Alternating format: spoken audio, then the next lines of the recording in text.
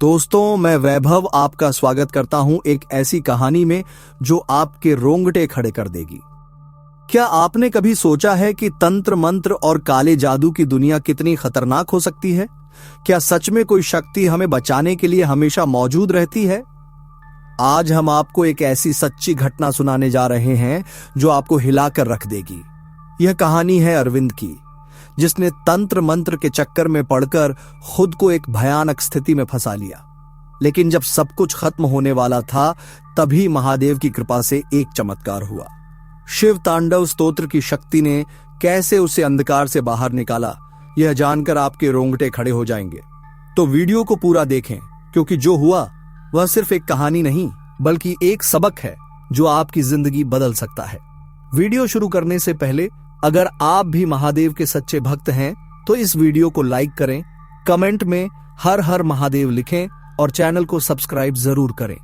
आइए अब बिना किसी देरी के कहानी शुरू करते हैं।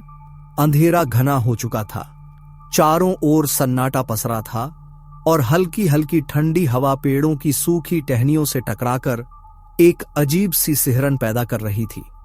अरविंद धीरे धीरे शमशान की ओर बढ़ रहा था। उसके साथ उसका गुरु भी था, जो उसे अघोर साधना की ओर ले जा रहा था। गुरुजी ने पहले ही चेतावनी दी थी कि यह साधना साधारण नहीं है, लेकिन अरविंद पर ज्ञान और शक्ति प्राप्त करने का नशा चढ़ चुका था। उसे इस दुनिया से परे की चीजों को देखने, समझने और अनुभव करने की चाह थी। अरविंद एक पढ़ा लिखा युवक था, लेकिन हमेशा रहस्यमयी चीजों में उसकी रुचि रही थी।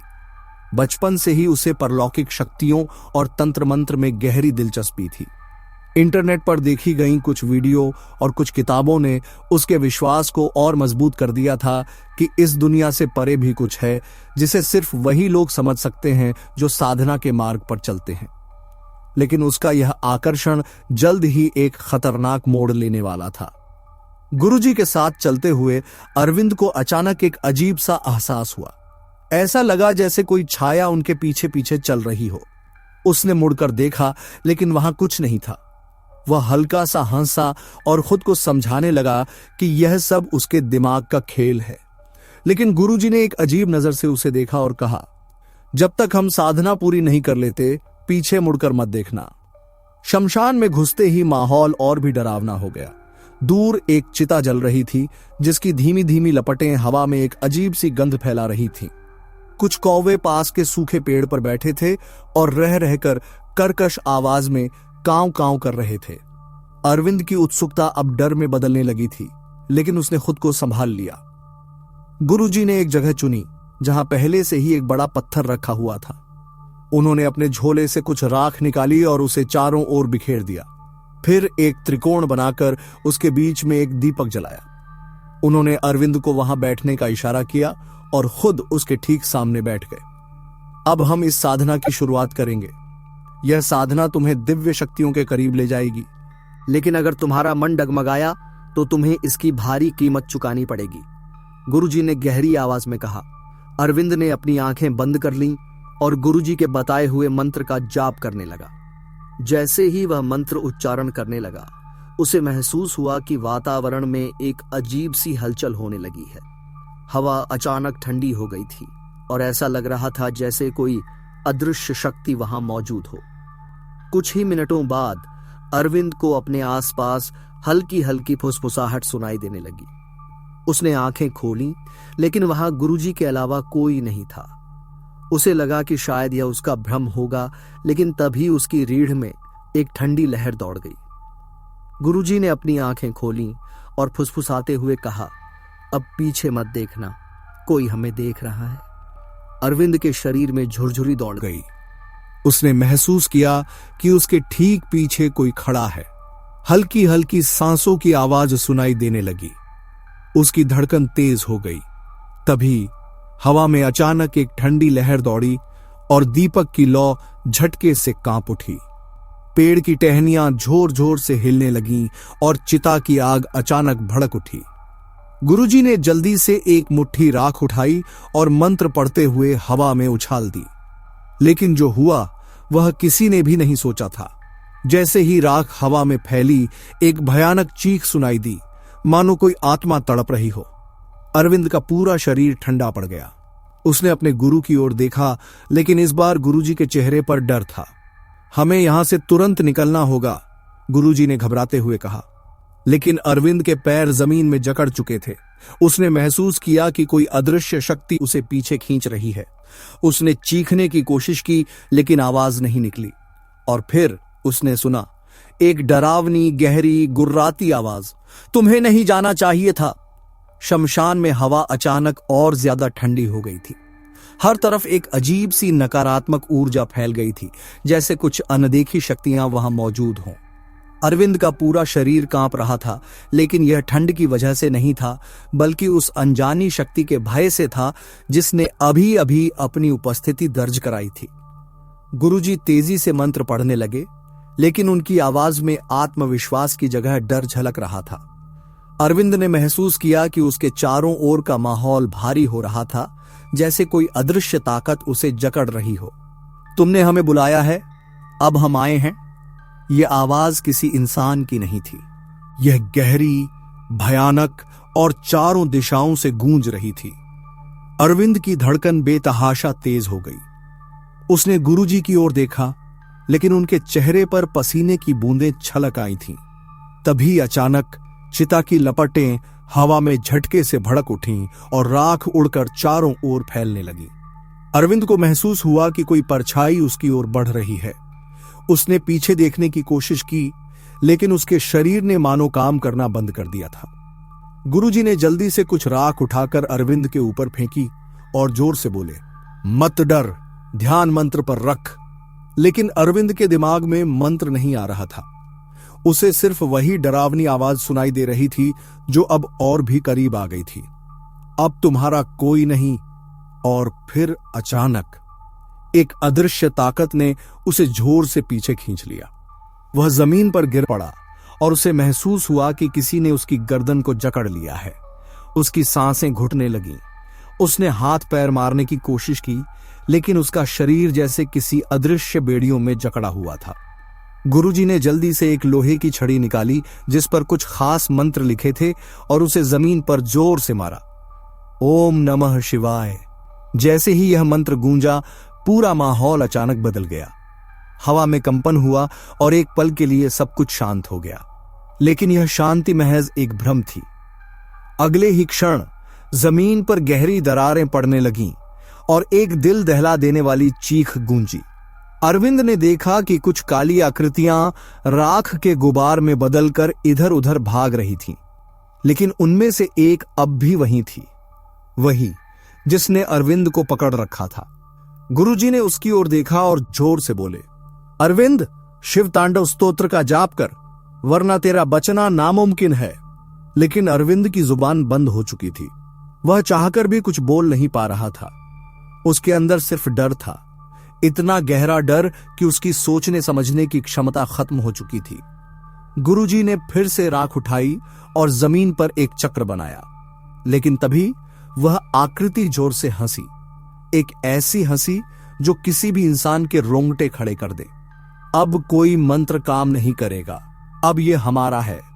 और इससे पहले कि गुरुजी कुछ कर पाते, अरविंद का शरीर अचानक हवा में ऊपर उठ गया। उसकी आंखें पूरी तरह सफेद हो गई थीं और उसके चेहरे पर भयानक दर्द झलक रहा था। गुरुजी घबराकर पीछे हट गए। उन्होंने अपने जीवन में कई अनुष्ठान किए थे, कई आत्माओं को वश में किया था, लेकिन यह शक्ति कुछ और ही थी। यह कोई आम आत्मा नहीं थी। अरविंद की हालत अब गंभीर हो चुकी थी। उसके हाथ पैर झटके खाने लगे थे और उसकी उंगलियां अजीब तरीके से मुड़ने लगीं। उसकी गर्दन धीरे धीरे पीछे की ओर झुक रही थी, मानो कोई अदृश्य ताकत उसे तोड़ना चाह रही हो। गुरुजी अब भी मंत्र पढ़ रहे थे, लेकिन यह शक्ति इतनी शक्तिशाली थी कि मंत्रों का कोई असर नहीं हो रहा था। उन्होंने कभी ऐसा कुछ अनुभव नहीं किया था। और तभी अरविंद के शरीर से अचानक एक अजीब सी आवाज निकली, तू कितना भी कोशिश कर ले, इसे बचा नहीं सकता। गुरुजी के माथे पर पसीने की बूंदें छलक आईं। उन्होंने अपनी पूरी ताकत से एक ताम्रपत्र निकाला और उस पर अंकित मंत्र को जोर से पढ़ा, ओम हौ जू सह। लेकिन इससे पहले कि वह इसे पूरा कर पाते, वह काली आकृति जोर से चिल्लाई और हवा में गायब हो गई। अरविंद जमीन पर गिर पड़ा। लेकिन वह होश में नहीं था। उसकी सांसें धीमी पड़ रही थीं और उसका शरीर ठंडा हो चुका था। गुरुजी ने समझ लिया था यह कोई सामान्य आत्मा नहीं थी, यह कुछ और था, कुछ बहुत भयानक। अब उन्हें एक ही उपाय दिख रहा था, भगवान शिव का आह्वान। लेकिन सवाल यह था, क्या शिवजी इस लड़ाई में उनकी मदद करेंगे? गहरा सन्नाटा छा गया था। अरविंद जमीन पर बेहोश पड़ा था और उसकी सांसें बहुत धीमी हो चुकी थीं। उसके चेहरे पर अजीब सा डर जमी हुई परछाई की तरह चिपका था, जैसे उसने कुछ ऐसा देख लिया था जिसे शब्दों में बयां करना नामुमकिन हो। गुरुजी अब घबराने लगे थे। यह शक्ति साधारण नहीं थी। उन्होंने अपने जीवन में कई अनुष्ठान किए थे, लेकिन ऐसी नकारात्मक ऊर्जा पहले कभी महसूस नहीं की थी। यह कोई सामान्य आत्मा नहीं थी, बल्कि कोई प्रेत बाधा से भी अधिक शक्तिशाली चीज थी। गुरुजी ने जल्दी से अपनी आंखें बंद की और मन ही मन भगवान शिव का स्मरण करने लगे। उन्होंने महसूस किया कि आसपास की नकारात्मक ऊर्जा अब भी मौजूद थी। कहीं न कहीं वह छाया अब भी पास थी, छिपी हुई, बस सही समय का इंतजार कर रही थी। अब सिर्फ महादेव ही इस संकट से निकाल सकते हैं, उन्होंने धीरे से कहा और अपने थैले से बेलपत्र और भस्म निकाली। गुरुजी ने जल से एक त्रिशूल का आकार जमीन पर बनाया और फिर उस पर बेलपत्र रख दिए। उन्होंने भगवान शिव का आह्वान करने के लिए नमः शिवाय का जाप शुरू कर दिया। जैसे ही जाप की गूंज शमशान में फैली, हवा में हल्की हल्की हलचल होने लगी। चिता की बुझती हुई आग फिर से जलने लगी और कौवे जोर जोर से कांव कांव करने लगे। अचानक अरविंद के शरीर में हल्का कंपन हुआ। उसकी उंगलियां धीरे धीरे हिलने लगीं और उसकी सांसें सामान्य होने लगीं। लेकिन तभी, यहां से चले जाओ, ये जगह तुम्हारे लिए नहीं है, वही भयानक आवाज फिर से गूंजी। इस बार वह और ज्यादा डरावनी थी, मानो कई आत्माएं एक साथ बोल रही हों। गुरुजी की आंखें खुलीं और उन्होंने महसूस किया कि अरविंद का शरीर अब भी पूरी तरह सुरक्षित नहीं था। गुरुजी ने जल्दी से शिव तांडव स्तोत्र का जाप शुरू किया। जटाटवी गलज्जल प्रवाह पावित स्थले गलेवलंब्य लंबिताम भुजंग तुंग मालिकाम। जैसे ही यह मंत्र उच्चारित हुआ, पूरे वातावरण में हलचल तेज हो गई। हवा इतनी तेज चलने लगी कि पास के सूखे पेड़ की टहनियां जोर जोर से हिलने लगीं। चिता की लपटें अचानक बहुत ऊंची उठ गईं और राख का गुबार चारों ओर फैल गया। अरविंद की आंखें अचानक खुल गईं, लेकिन यह वही अरविंद नहीं था। उसकी आंखों में एक अजीब सी चमक थी, न काली न सफेद, बल्कि कुछ ऐसी जिसे देखकर किसी की भी रीढ़ में सिहरन दौड़ जाए। वह धीरे धीरे उठने लगा, लेकिन उसका शरीर कांप रहा था। उसने अपने दोनों हाथ फैला लिए और सिर को ऊपर उठा लिया। उसकी आवाज में एक अजीब सा कंपन था। अब तुम मुझे नहीं रोक सकते, यह शरीर अब मेरा है। गुरुजी तुरंत समझ गए, अरविंद पूरी तरह से उस शक्ति के वश में आ चुका था। अब यह सिर्फ एक आत्मा की बात नहीं थी, यह कोई शक्तिशाली प्रेत या तांत्रिक आत्मा थी जो अरविंद के शरीर को पूरी तरह से अपने नियंत्रण में लेने की कोशिश कर रही थी। लेकिन गुरुजी ने हार मानने से इनकार कर दिया। उन्होंने जोर से हर हर महादेव का उद्घोष किया और पूरे बल से शिव तांडव स्तोत्र का जाप जारी रखा। तभी कुछ ऐसा हुआ जिसकी किसी ने कल्पना भी नहीं की थी। शमशान में दूर एक तरफ शिवजी की एक पुरानी मूर्ति थी जो समय के प्रभाव से आधी टूट चुकी थी। लेकिन जैसे ही गुरुजी ने जाप तेज किया, उस मूर्ति से हल्की हल्की रोशनी निकलने लगी। गुरुजी ने देखा कि मूर्ति के चारों ओर सफेद नीली आभा फैलने लगी थी और फिर एक जोरदार गर्जना हुई, मानो आकाश फट पड़ा हो। अरविंद के शरीर में जोर से झटके लगने लगे। उसकी आंखों में जलन थी और वह जमीन पर गिर पड़ा। नहीं, यह संभव नहीं है। वह परछाई अब दर्द से चीख रही थी। लेकिन अब तक गुरुजी ने पूरा शिव तांडव स्तोत्र पूरा कर लिया था। उन्होंने बेलपत्र और भस्म को अरविंद के माथे पर लगा दिया और जोर से बोले, महादेव की शक्ति के आगे कोई तंत्र, कोई प्रेत नहीं टिक सकता। अगर तुझे बचना है तो इस शरीर को छोड़ और इस जगह से चला जा। अरविंद ने जोर से चीख मारी। उसका पूरा शरीर झटके खाने लगा और फिर एक भयंकर काली छाया उसके शरीर से बाहर निकलकर हवा में लहराने लगी। लेकिन यह छाया गायब नहीं हुई, बल्कि वह अब और भी भयानक रूप ले चुकी थी। तुमने मुझे हर बार हराया, लेकिन इस बार मैं लौटूंगा और तब महादेव भी तुम्हें नहीं बचा पाएंगे। यह कहते ही वह छाया हवा में घुलने लगी और चारों ओर राख उड़ने लगी।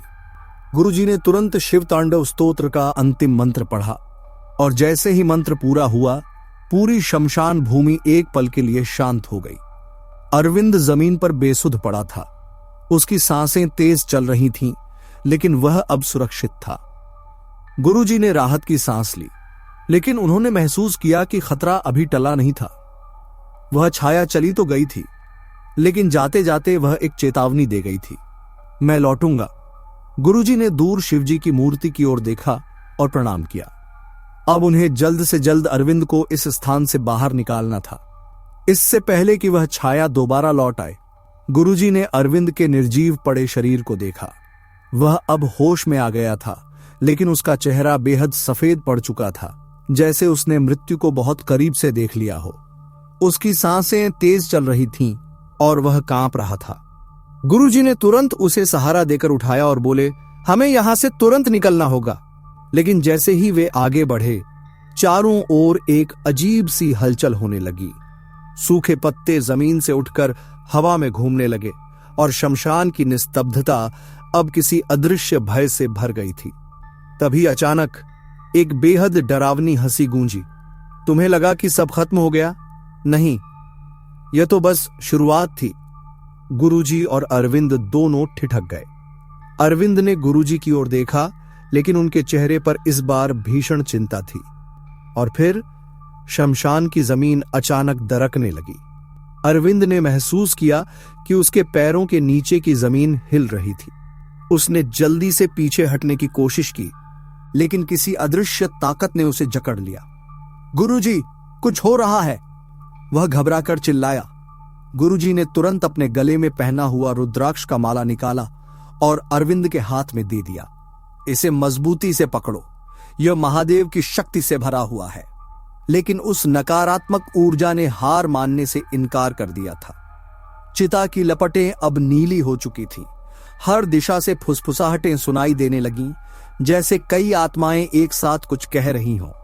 और तभी एक आकृति धुएं से बनी हुई सामने प्रकट हुई। यह वही छाया थी, लेकिन इस बार इसका रूप और भी विकराल था। इसकी आंखें लाल चमक रही थीं और इसका शरीर हवा में तैर रहा था। तुम मुझसे बचकर नहीं जा सकते, अरविंद अब मेरा है। गुरुजी ने बिना समय गंवाए अपने कमंडल से भस्म निकाली और जोर से बोले, महादेव की शक्ति के आगे कोई तंत्र, कोई मायावी शक्ति नहीं टिक सकती। उन्होंने भस्म को चारों ओर बिखेरा और नमः शिवाय का जाप शुरू कर दिया। लेकिन इस बार वह छाया गुस्से में थी। उसने जोर से चिल्लाते हुए चारों ओर भयानक आंधी पैदा कर दी। अरविंद जमीन पर गिर पड़ा और उसके शरीर पर काले निशान उभरने लगे, जैसे किसी ने जलते हुए लोहे से उस पर वार किया हो। गुरुजी, बचाइए, उसकी आवाज दर्द से भर गई थी। गुरुजी ने तुरंत बेलपत्र उठाया और शिव तांडव स्तोत्र का जाप शुरू कर दिया। जटाटवी गलज्जल प्रवाह पावित स्थले, जैसे ही मंत्रों की गूंज फैली, पूरी शमशान भूमि कांप उठी। आकृति ने जोर से चीख मारी और उसकी काली ऊर्जा थोड़ा थोड़ा करके कमजोर पड़ने लगी। लेकिन वह हार मानने को तैयार नहीं थी। उसने जोर से गुस्से में चिल्लाया और एक पल के लिए शमशान की सारी चिताएं एक साथ प्रज्वलित हो उठी। आसमान में काले बादल घिर आए और बिजली चमकने लगी। गुरुजी ने देखा कि यह शक्ति इतनी आसानी से हार नहीं मानेगी। उन्होंने तुरंत शिवलिंग की ओर देखा, जो कुछ दूरी पर स्थित था, और बोले, महादेव, अब यह आपका कार्यक्षेत्र है, हमें बचाइए। तभी कुछ ऐसा हुआ जो किसी ने नहीं सोचा था। शिवलिंग से अचानक दूध की धार निकलनी शुरू हो गई। वह धार सीधी आकृति पर गिरी और उसकी चीखों से पूरा शमशान गूंज उठा। नहीं, यह नहीं हो सकता, महादेव स्वयं! आकृति दर्द से चीखने लगी। उसकी काली छाया धीरे धीरे हवा में घुलने लगी। उसके चेहरे पर भयानक पीड़ा थी, जैसे कोई उसे जला रहा हो। अरविंद अभी भी जमीन पर पड़ा था, लेकिन उसकी आंखें खुल गई थीं। उसकी सांसें तेज थीं, लेकिन वह अब धीरे धीरे सामान्य हो रहा था। गुरुजी ने देखा कि अब वह छाया पूरी तरह विलीन होने वाली थी। आखिरी बार वह जोर से चिल्लाई, मैं वापस आऊंगा, यह खत्म नहीं हुआ। और फिर एक जोरदार धमाके के साथ वह गायब हो गई। अचानक शमशान में सब कुछ शांत हो गया। हवा थम गई थी। चिता की लपटें वापस सामान्य हो चुकी थीं। गुरुजी ने राहत की सांस ली और शिवलिंग की ओर हाथ जोड़कर बोले, महादेव, आपकी कृपा से ही यह संभव हुआ है। उन्होंने अरविंद को सहारा देकर उठाया। वह अब थोड़ा होश में आ चुका था, लेकिन बहुत कमजोर लग रहा था। गुरुजी ने कहा, हमें यहां से अब तुरंत निकलना होगा। यह जगह अब भी शुद्ध नहीं हुई है। अरविंद ने उनकी ओर देखा और धीमी आवाज में बोला, गुरुजी, क्या वह सच में चली गई? गुरुजी ने कुछ देर सोचा, फिर बोले, शायद हां, लेकिन यह पूरी तरह समाप्त नहीं हुई। इसका प्रभाव अब भी इस जगह पर बचा हुआ है। अरविंद ने कांपते हुए सिर हिलाया और गुरुजी के साथ चल पड़ा। लेकिन जैसे ही वे शमशान के द्वार से बाहर निकले, अचानक ठंडी हवा का एक झोंका आया। गुरुजी के कदम ठिठक गए। कहीं दूर हल्की सी हंसी सुनाई दी। यह सच में खत्म हुआ था, या फिर यह सिर्फ एक शुरुआत थी? गुरुजी और अरविंद शमशान से बाहर आ चुके थे। पूरा शरीर थकान और डर से चूर था, लेकिन मन में संतोष था कि महादेव की कृपा से वे इस भयानक रात से बच पाए। गांव के रास्ते पर पहुंचते ही अरविंद ने गहरी सांस ली। उसे अब भी महसूस हो रहा था कि वह किसी बुरे सपने से बाहर निकला है। अब तुम्हें इस अनुभव से बहुत कुछ सीखना चाहिए। तंत्र मंत्र के खेल में पड़ना हमेशा नुकसानदायक होता है। असली शक्ति सच्ची भक्ति में है, छल और कपट में नहीं। अरविंद की आंखों में पछतावा था। उसने सिर झुका लिया और कहा, गुरुजी, मैं समझ गया। मैंने अज्ञानता में जो किया वह मेरी सबसे बड़ी भूल थी। अगर महादेव ने मेरी रक्षा न की होती तो आज मैं यहां न होता। गांव में लौटने के बाद अरविंद ने निश्चय किया कि वह इस घटना को सभी के साथ साझा करेगा, ताकि कोई और उसकी तरह तंत्र मंत्र के झूठे प्रलोभन में न फंसे। कुछ दिनों बाद गांव के मंदिर में एक बड़ा आयोजन किया गया। अरविंद ने स्वयं वहां जाकर अपने अनुभव को सभी के सामने बताया। मैंने अपने लालच में तंत्र मंत्र की ओर कदम बढ़ाया और अपनी जान जोखिम में डाल दी, लेकिन जब मैंने महादेव का आश्रय लिया तो उन्होंने मुझे बचाया। इस संसार में सच्ची शक्ति केवल भक्ति और सत्य में है। गांव के लोग उसकी बातें सुनकर भावुक हो गए। बहुत से लोग जो पहले अंधविश्वास और काले जादू की ओर आकर्षित होते थे, उन्होंने संकल्प लिया कि वे अब केवल सच्ची भक्ति और धर्म के मार्ग पर चलेंगे। गुरुजी ने गर्व से अरविंद की ओर देखा और बोले, तुम्हारा यह अनुभव दूसरों के लिए भी एक सीख बन जाएगा। यही भगवान शिव की कृपा है। जो भी उनके शरण में आता है, वे उसे सिर्फ बचाते ही नहीं, बल्कि उसे एक नई राह भी दिखाते हैं। अरविंद ने मंदिर में शिवलिंग के सामने सिर झुका दिया और श्रद्धा से कहा, महादेव, आपने मुझे बचाया, मुझे सही राह दिखाई। अब मैं अपना जीवन आपकी सेवा और सत्य की राह पर चलने में लगाऊंगा। गांव के सभी लोगों ने मिलकर हर हर महादेव का जय घोष किया। अब अरविंद का जीवन पूरी तरह बदल चुका था। उसने न सिर्फ खुद को बदला, बल्कि कई और लोगों को भी सही राह दिखाने का काम किया। अंत में एक ही बात याद रखें, अंधकार कितना भी गहरा क्यों न हो, अगर सच्चे मन से भगवान का नाम लिया जाए तो उनकी कृपा से कोई भी संकट टल सकता है। हर हर महादेव। तो दोस्तों, यह थी अरविंद की सच्ची घटना, जिसने हमें यह सिखाया कि किसी भी तरह की नकारात्मक शक्ति, तंत्र मंत्र या काला जादू भले ही कितना भी ताकतवर क्यों न लगे, लेकिन अगर आप सच्चे मन से भगवान का नाम लें तो कोई भी बुरी शक्ति आपका कुछ नहीं बिगाड़ सकती। हर हर महादेव। अगर आपको यह कहानी पसंद आई तो वीडियो को लाइक जरूर करें, कमेंट में जय महादेव लिखें और चैनल को सब्सक्राइब करना न भूलें। अगर आपने भी कभी भगवान से जुड़ा कोई चमत्कार देखा हो या उनकी कृपा को महसूस किया हो तो हमें कमेंट में जरूर बताएं। आपका अनुभव न केवल हमें प्रेरित करेगा, बल्कि हो सकता है कि हम उसे अपने अगले वीडियो में भी शेयर करें, ताकि और लोग भी भगवान की दिव्य शक्ति का एहसास कर सकें। आपकी कहानी किसी और के लिए आस्था और विश्वास का कारण बन सकती है। अगर आप चाहते हैं कि हम और भी ऐसे रहस्यमयी और चमत्कारी किस्से आपके लिए लेकर आएं, तो हमें कमेंट में जरूर बताइए। मिलते हैं अगले वीडियो में, तब तक के लिए ओम नमः शिवाय।